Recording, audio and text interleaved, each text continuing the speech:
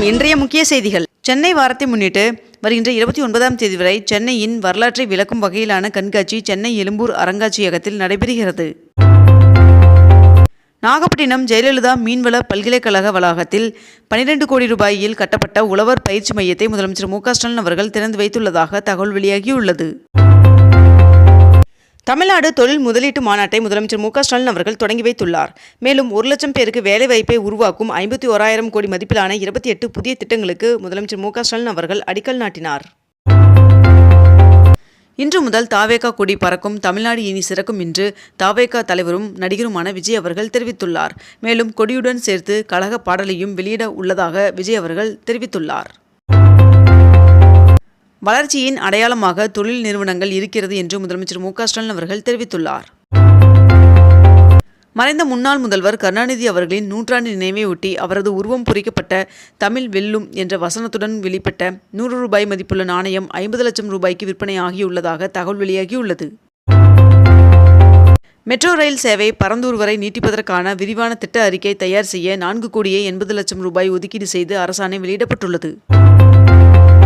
கேரளாவின் வயநாடு நிலச்சரிவின் காரணமாக இந்த ஆண்டு ஓணம் பண்டிகை ரத்து செய்யப்படுவதாக அம்மாநில முதல்வர் பினராயி விஜயன் அவர்கள் தெரிவித்துள்ளார். தருமபுரி மாவட்டத்தில் இன்று கல்விக் கடன் வழங்கும் சிறப்பு முகாம் நடைபெற உள்ளதாக தெரிவிக்கப்பட்டுள்ளது. ஈரோடு பவானிசாகர் அணையிலிருந்து இன்று மீண்டும் கீழ்பவானி பாசனத்திற்கு தண்ணீர் திறக்கப்பட உள்ளதாக தெரிவிக்கப்பட்டுள்ளது. தமிழகம் முழுவதும் மாவட்ட கல்வி அலுவலர்கள் 57 பேரை பணியிட மாற்றம் செய்து பள்ளி கல்வித்துறை உத்தரவு பிறப்பித்துள்ளது. இன்று முதல் 27ஆம் தேதி வரை தமிழகத்தில் ஒரு சில இடங்களில் மழை பெய்ய வாய்ப்புள்ளதாக வானிலை மையம் தெரிவித்துள்ளது. பாம்பனில் புதிதாக அமைக்கப்பட்டுள்ள தூக்கு பாலத்தில் சரக்கு ரயில் சோதனை ஓட்டம் நடைபெற்றது. 2030ஆம் ஆண்டில் $1 டிரில்லியன் அமெரிக்க என்ற பொருளாதார இலக்குடன் தமிழக அரசு செயல்படுகிறது என்று முதலமைச்சர் மு க ஸ்டாலின் அவர்கள் தெரிவித்துள்ளார். ICC மகளிர் T20 உலகக்கோப்பை தொடர் வங்கதேசத்தில் இருந்து ஐக்கிய அரபு அமீரகத்திற்கு மாற்றப்பட்டுள்ளது. பிரதமர் நரேந்திர மோடி அவர்கள் 3 நாள் பயணமாக போலாந்து மற்றும் உக்ரைன் ஆகிய நாடுகளுக்கு புறப்பட்டு சென்றுள்ளார். தமிழ்நாடு அரசு பணியாளர் தேர்வாணையத்தின் மூலம் இந்து சமய அறநிலைத்துறையில் உதவியாளர் பணியிடங்களுக்கு தேர்வு செய்யப்பட்ட 172 பேருக்கு பணி நியமன ஆணையை முதலமைச்சர் மு க ஸ்டாலின் அவர்கள் வழங்கினார். தேர்தல் வாக்குறுதியின்படி திருவாரூர் மாவட்டத்தில் 70% பணிகள் நிறைவேற்றப்பட்டுள்ளது என்று அமைச்சர் TRB ராஜா அவர்கள் தெரிவித்துள்ளார். நேரடி நியமனம் எனப்படும் லேட்டரல் என்ட்ரி ரத்து செய்யப்பட்டது சமூக நீதிக்கு கிடைத்த வெற்றி என்று முதலமைச்சர் மு க ஸ்டாலின் அவர்கள் தெரிவித்துள்ளார். சென்னை IITயில் மத்திய பொதுத்துறை நிறுவனத்தின் உதவியுடன் 16 கோடியே 50 லட்சம் ரூபாய் செலவில் அதிநவீன உடற்கூறியல் ஆய்வகம் அமைக்கப்பட்டுள்ளது.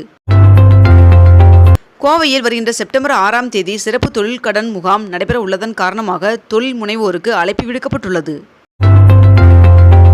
வேளாண் இயந்திரங்களை வாடகை செயலி மூலம் வாடகைக்கு விடும் திட்டத்தால் 10 கோடியே 20 லட்சம் ரூபாய் அரசுக்கு வருவாய் கிடைத்துள்ளதாக அமைச்சர் MRK பன்னீர்செல்வம் அவர்கள் தெரிவித்துள்ளார். தமிழ்நாட்டில் உள்ள விமான நிலையங்களில் விமான பயணிகளுக்கு குரங்கம்மை சோதனை நடத்தப்பட உள்ளதாக அமைச்சர் மா சுப்பிரமணியன் அவர்கள் தெரிவித்துள்ளார்.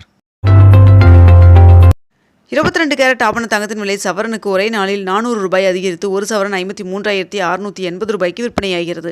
அதேபோல் 1 கிராம் வெள்ளியின் விலை 92 ரூபாய்க்கு விற்பனை செய்யப்பட்டு வருகிறது. இத்துடன் இன்றைய தலைப்பு செய்திகள் நிறைவடைகின்றன. மேலும் இதுபோன்ற அண்மை தகவல்களை உடனுக்குடன் தெரிந்து கொள்ள அக்னிபூ சேனலை சப்ஸ்கிரைப் செய்து கொண்டு தொடர்ந்து இணைந்திருங்கள். நன்றி, வணக்கம்.